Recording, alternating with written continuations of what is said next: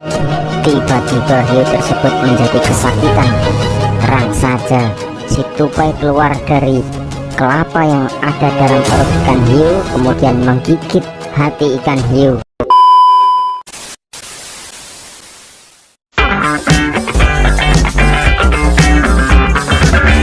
Assalamualaikum warahmatullahi wabarakatuh. Selamat pagi Ananda semuanya. Ibu harapkan Ananda semua berada dalam keadaan sehat walafiat. Hari ini kita akan belajar mengenai dongeng tupai dan ikan gabus. Setelah menyimak dongeng tupai dan ikan gabus, Ananda ibu semuanya dapat menyebutkan unsur-unsur intrinsik dalam dongeng, serta bisa mengungkapkan pendapatnya tentang dongeng tupai dan ikan gabus. Silahkan disimak ya nak. Bus, Gabus, kamu di mana? Aku di sini. Kamu sedang apa? Kamu sakit ya? Iya, tupai. Kamu ingin makan apa? Saya berjanji akan memberikan makanan yang kamu minta supaya kamu bisa sembuh. Ku hanya bisa sembuh dengan memakan hati ikan hiu. Apa? Ikan hiu? Waduh, yang benar saja dong. Itu kan ikan yang sangat buas. Bisa-bisa aku dimakannya. Tapi tak apa, baiklah, akan kucoba ya. Si tupai terus berlari menuju pantai. Ia akan mencari pohon kelapa yang paling tinggi. Setelah tiba di pantai, ia langsung memanjat pohon kelapa dan masuk ke dalam kelapa tersebut. Kemudian, tiba-tiba hiu tersebut menjadi kesakitan dan si tupai pun keluar dari kelapa yang ada dalam perut ikan hiu. Kemudian menggigit hati ikan hiu.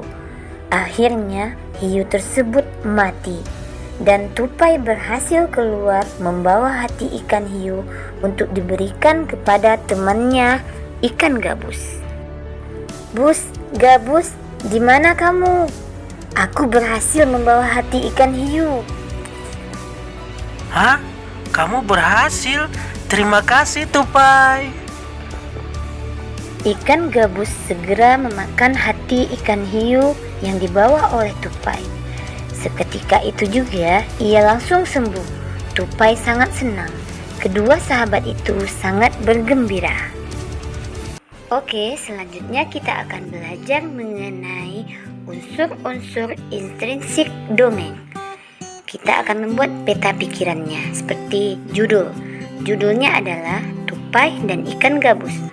Tokohnya tadi ada siapa saja? Ada tupai, ikan gabus, dan ikan hiu. Lalu sifat tokohnya.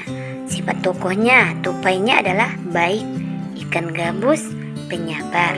Tempatnya ada di Kalimantan Barat atau di sungai. Awal ceritanya, tupai melihat gabus lesu. Akhir cerita, ikan gabus sehat seperti sedia kala karena dia sudah memakan hati ikan hiu. Pesan moral dari cerita, kita harus saling tolong-menolong. Nah, berdasarkan dongeng tadi, dongeng terjadi di sebuah sungai yang ada di hutan. Hutan merupakan sumber daya alam. Sumber daya alam adalah segala sesuatu yang ada di alam dan dapat dimanfaatkan manusia sebagai kebutuhan hidup. Pemanfaatan sumber daya alam harus dilakukan secara bijak. Kita tidak boleh menggunakan sumber daya alam secara berlebihan. Pemanfaatan sumber daya alam secara berlebihan dapat mengakibatkan terganggunya keseimbangan alam. Penebangan pohon di hutan tanpa pilih tentu dapat menimbulkan dampak yang buruk bagi kehidupan manusia, seperti longsor, banjir, dan lain-lain. Selanjutnya, kebakaran hutan. Manusia membuka lahan hutan dengan cara membakar hutan. Ini merupakan perbuatan yang sangat tidak baik karena membakar hutan akan merusak habitat tumbuhan dan hewan-hewan sekitarnya. Kebakaran hutan dapat menyebabkan tanah hutan menjadi tandus. Jika tanah sudah tandus, itu akan membuat kita susah untuk melakukan penanaman pohon kembali. Penebangan hutan secara liar dapat berdampak hilangnya fungsi hutan, terutama fungsi hutan sebagai penyimpan atau penyerap air hujan. Saat hujan turun, kondisi tersebut dapat mengakibatkan terjadinya banjir atau tanah longsor. Nah, selanjutnya upaya penanggulangan hutan gundul. Yang pertama, kita melakukan reboisasi atau penanaman hutan kembali. Yang kedua, sistem tebang pilih, yaitu memilih kayu yang sudah tua, itu yang diambil. Yang ketiga, penegakan hukum. Dihukum bagi orang yang mengambil kayu sembarangan. Selanjutnya, pengawasan oleh polisi hutan. Nah, anak-anak, itulah beberapa cara untuk menjaga pelestarian sumber daya alam hutan. Wassalamualaikum warahmatullahi wabarakatuh.